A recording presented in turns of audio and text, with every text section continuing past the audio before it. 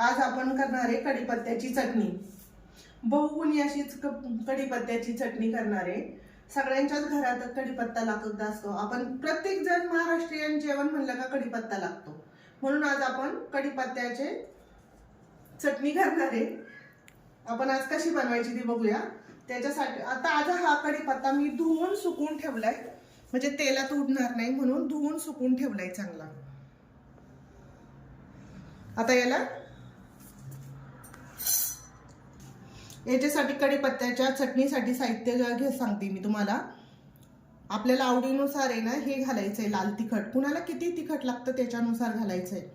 शेंगदाणे घेतले 2-3 चमचे, पांढरे तीळ घेतले 2 चमचे, हरभऱ्याची डाळ घेतली 2 चमचे, उडीद डाळ घेतली 2 चमचे आणि खोबऱ्याचा कीस घेतलाय 4 चमचे आणि जिरी घेतली 2 चमचे आणि लसणाच्या पाकळ्या घेतल्या 2-3 आणि चव येण्यासाठी चिंचेची 2 बोटकं घेतल्या।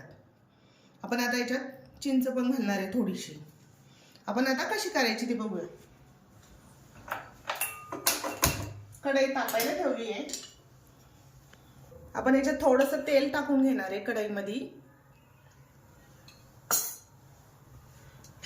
याच्यात घालूया हरभऱ्याची डाळ।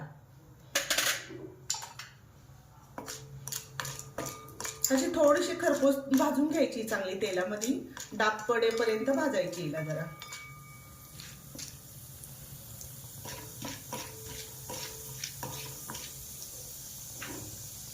बारीक गॅसवर भाजायची जरा, म्हणजे अशी खमंग होईल। ह्या सगळ्या डाळींना खमंग भाजून घ्यायच्या। आता याच्यात टाकणार आहे उडदाची डाळ। उडदाची डाळ पण अशीच याच्यात आता आपण भाजून घेऊया। ह्या डाळी भाजत आल्या का आपण नंतर हवरी आणि जिरे टाकणार आहे। याच्यात टाकणार आहे हवरी। हवरी अशी याच्यातच भाजून घ्यायची, हवरीला पण चांगला। जिरे टाकते। याच्यात टाकूया लसूण जरा, लसणाच्या 4-5 पाकळ्या याच्यातच भाजून घ्यायच्या चांगल्या, अशा खमंग भाजायच्या जरा।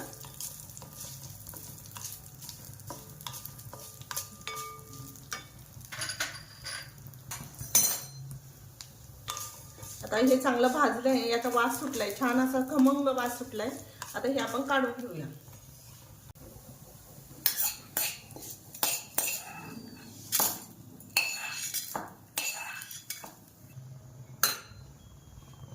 ह्याच तेलामध्ये ना आपण ह्या कढईमध्ये, तेलाच्या कढईमध्ये खोबरं असं भाजून घेणार आहे लालसर थोडंसं। बारीक गॅसवरच भाजायचं, असं कडक भाजायचं जरा,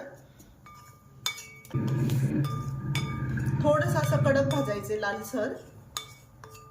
बारीक गॅसवरतीच भाजायचंय, अजिबात मोठा गॅस करायचा नाही।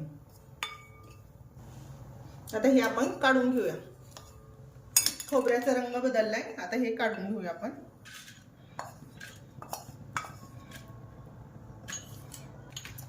याच्यात आपण आता शेंगदाणे असे खरपूस भाजून घ्यायचे। शेंगदाण्याला अगदी थोडंसं तेल घालणार आहे। आता शेंगदाणे चांगले भाजलेत, आपण आता याला काढून घेऊया। तडतड वाजतायत शेंगदाणे, खमंग असे शेंगदाणे भाजायचे। थंड झाल्यावर चांगले कुरकुरीत होतील। कुठलाही पदार्थ थंड झाला का कुरकुरीत होतो।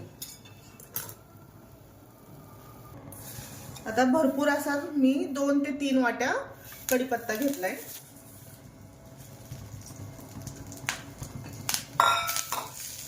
याला आपण आता चांगला कुरकुरीत करून घेऊया।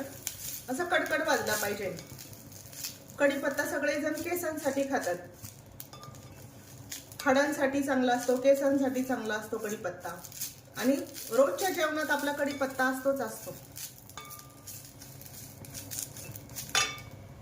आता याच्यात घालूया थोडंसं तेल घालते, म्हणजे चांगला कुरकुरीत तळून पण निघेल तेलामध्ये आणि कडक पण होईल।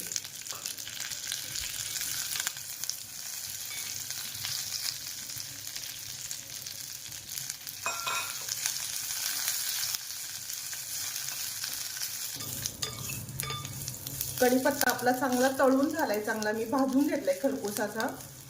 असा कडकड कडकड आवाज आला पाहिजे। आता थंड व्हायला ठेवूया याला आपण। सकाळी उठल्या उठल्या कढीपत्त्याची पानं खाल्ली ना पोट साफ व्हायला मदत होते आणि हृदयाला पण चांगला असतो कढीपत्ता। बहुगुणी कढीपत्ता सगळ्यांच्या आरोग्यासाठी चांगला असतो, म्हणून आपण चटणीच्या स्वरूपात खायचा। आता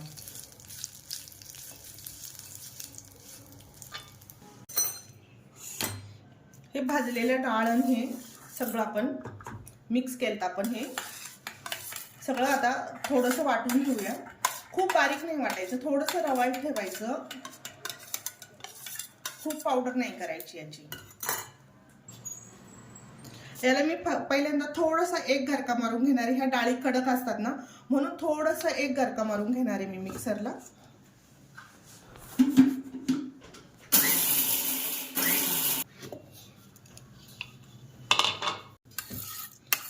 थोडंसं असं जाडसर वाटून घ्यायचं आधी। आता याच्यातच चिंच घालूया, खोबरं घालतीये,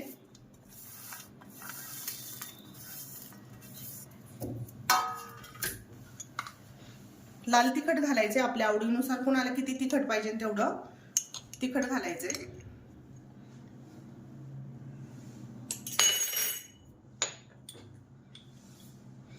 मीठ घालायचे, माझा छोटा चमचा आहे म्हणून मी थोडंसं जास्त घालते, 2 चमचे मीठ घालायचं। आणि आता हा कढीपत्ता घालूया।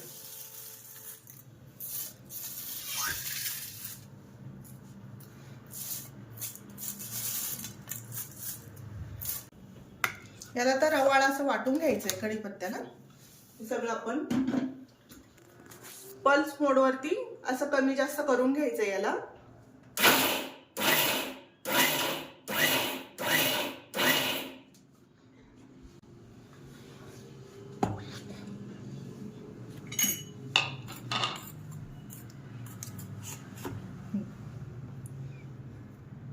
खूप बारीक पण नाही, अजून थोडंसं मी फिरवणार याला। थोडंसं जाडसर राहिले डाळी, शेंगदाणे थोडंसं आणि थोडंसं फिरवतीये।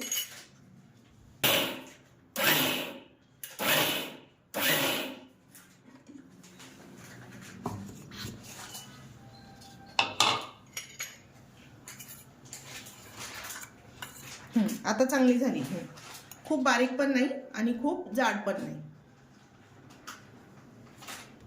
हे बघा, आपण आता ही काचेच्या बरणीत भरून घेऊया।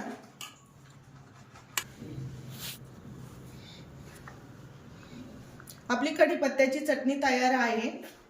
सगळ्यांनी करून बघा, शेअर करा, सबस्क्राइब करायला विसरू नका।